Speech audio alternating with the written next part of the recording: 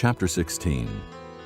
The whole Israelite community set out from Elim and came to the desert of Sin, which is between Elim and Sinai, on the 15th day of the 2nd month after they had come out of Egypt. In the desert, the whole community grumbled against Moses and Aaron. The Israelites said to them, "If only we had died by the Lord's hand in Egypt! There we sat around pots of meat and ate all the food we wanted.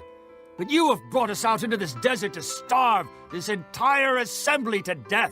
Then the Lord said to Moses, I will rain down bread from heaven for you. The people are to go out each day and gather enough for that day. In this way I will test them and see whether they will follow my instructions. On the 6th day they are to prepare what they bring in, and that is to be twice as much as they gather on the other days. So Moses and Aaron said to all the Israelites, In the evening you will know that it was the Lord who brought you out of Egypt. And in the morning you will see the glory of the Lord, because he has heard your grumbling against him. Who are we that you should grumble against us?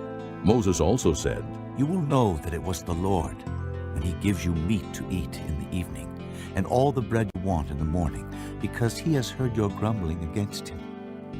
Who are we? You are not grumbling against us, but against the Lord.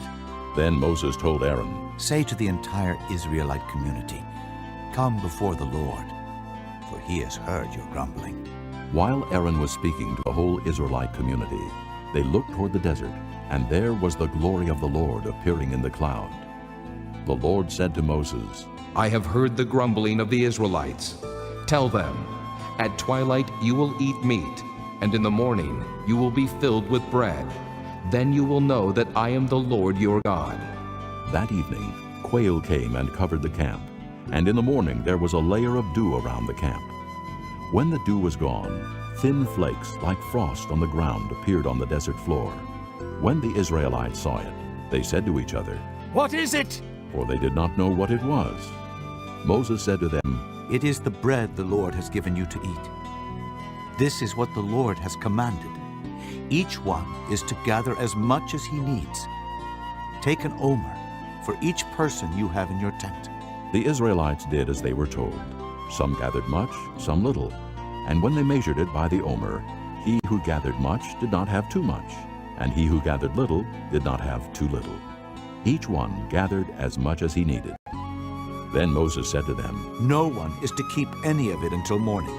However, some of them paid no attention to Moses. They kept part of it until morning, but it was full of maggots and began to smell. So Moses was angry with them. Each morning everyone gathered as much as he needed, and when the sun grew hot, it melted away. On the 6th day they gathered twice as much, 2 omers for each person. And the leaders of the community came and reported this to Moses. He said to them, This is what the Lord commanded. Tomorrow is to be a day of rest, a holy Sabbath to the Lord. So bake what you want to bake and boil what you want to boil. Save whatever is left and keep it until morning. So they saved it until morning, as Moses commanded, and it did not stink or get maggots in it. Eat it today, Moses said, because today is a Sabbath to the Lord. You will not find any of it on the ground today.